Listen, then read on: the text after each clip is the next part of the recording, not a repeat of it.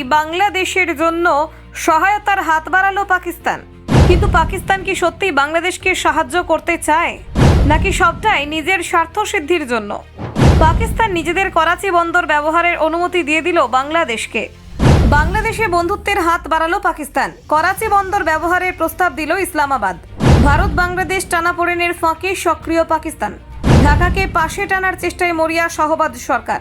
ভারত পাটের দরজা বন্ধ করতেই পাকিস্তানের গেট ওপেন কূটনীতি। ৫৪ বছর পর উষ্ণতা ফিরছে ঢাকা ইসলামাবাদে। নতুন বাণিজ্য অধ্যায়ের সূচনা হচ্ছে। করাচি থেকে চট্টগ্রাম নতুন পথে বাণিজ্যের সেতুবন্ধন। ভারত বিরোধিতায় সুরে সুর মিলিয়ে পাকিস্তানের দিকে ঝুঁকছে ঢাকা। কিন্তু ভুল করছে না তো? ভারত নয়, পাকিস্তানই এখন বাংলাদেশের নতুন বাণিজ্য সঙ্গী। করাচি বন্দর খুলছে বাংলাদেশের জন্য। আঞ্চলিক রাজনীতিতে নতুন মোড়। ভারতের পর এবার পাকিস্তানের সঙ্গে হাত মেলাতে চলেছে ঢাকা। ভারতের জন্য এই বিষয়টা ঠিক কতটা চিন্তার? দেখুন ঠিক কি ঘটতে চলেছে। ভারত বাংলাদেশ সম্পর্কে টানাপোড়েনের মধ্যে দক্ষিণ এশিয়ার ভূ রাজনৈতিক সমীকরণে নতুন মোড় আনছে পাকিস্তান। দীর্ঘ বিরতির পর ইসলামাবাদ ও ঢাকার মধ্যে উষ্ণতা বাড়ছে। এরই প্রেক্ষিতে বাংলাদেশকে করাচি বন্দর ব্যবহারের প্রস্তাব দিয়েছে শাহবাজ শরীফ সরকার। ভারত যখন বাংলাদেশে পাট পণ্যের স্থল আমদানি বন্ধ করেছে, তখন পাকিস্তানের এই পদক্ষেপকে বিশেষ তাৎপর্যপূর্ণ বলে মনে করা হচ্ছে। 2 দশকের ব্যবধানের পর পাকিস্তান ও বাংলাদেশের মধ্যে নতুন বন্ধুত্বের সেতুবন্ধন গড়ে উঠেছে। সম্প্রতি অনুষ্ঠিত যৌথ অর্থনৈতিক কমিশন বা JEC বৈঠকে উভয় দেশ একাধিক গুরুত্বপূর্ণ সিদ্ধান্তে পৌঁছেছে, যা দ্বিপাক্ষিক সম্পর্কের পুনর্জাগরণকে নির্দেশ করে। পাকিস্তানের পক্ষ থেকে বাংলাদেশকে করাচি বন্দর ব্যবহারের প্রস্তাব দেওয়া হয়েছে।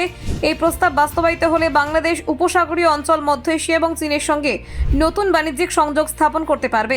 এতে শুধু বাংলাদেশের বাণিজ্যিক ক্ষেত্র নয়, আঞ্চলিক অর্থনৈতিক সমীকরণও বদলে যেতে পারে।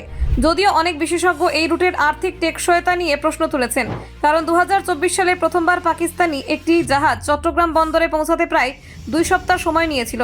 2600 নটিক্যাল মাইল দীর্ঘ সেই যাত্রায় ব্যয়বহুল হওয়ায় এই পথে পরবর্তী সময় খুব কম জাহাজই চলাচল করেছে। তবু ভূরাজনৈতিকভাবে এই পদক্ষেপকে ভারত বিরোধী কৌশলের অংশ হিসেবে দেখা হচ্ছে। ভারতের সঙ্গে সম্পর্কের টানাপোড়েন বাড়ার পর পাকিস্তান যে ঢাকাকে কাছে টানার চেষ্টা করছে তা স্পষ্ট। অর্থনৈতিক দিক থেকেও পাকিস্তান বাংলাদেশের সঙ্গে সহযোগিতা বাড়াতে আগ্রহী। পাট ও অন্যান্য পণ্যের ওপর শুল্ক কমানোর ঘোষণা দিয়েছে ইসলামাবাদ। ইতিমধ্যেই তারা বাংলাদেশি পাট আমদানির ওপর 2% শুল্ক প্রত্যাহার করেছে। এতে বাংলাদেশের পাট শিল্পের জন্য নতুন বাজারের দরজা খুলে যেতে পারে। বাংলাদেশ বিশ্বের দ্বিতীয় বৃহত্তম পাট উৎপাদনকারী দেশ। দেশটির পাট এবং পাটজাত পণ্যের আন্তর্জাতিক বাজারে বিশাল চাহিদা। পাকিস্তান এই বিষয়ে আগ্রহী হওয়ায় ঢাকার জন্য এটি একটি ইতিবাচক দিক হতে পারে।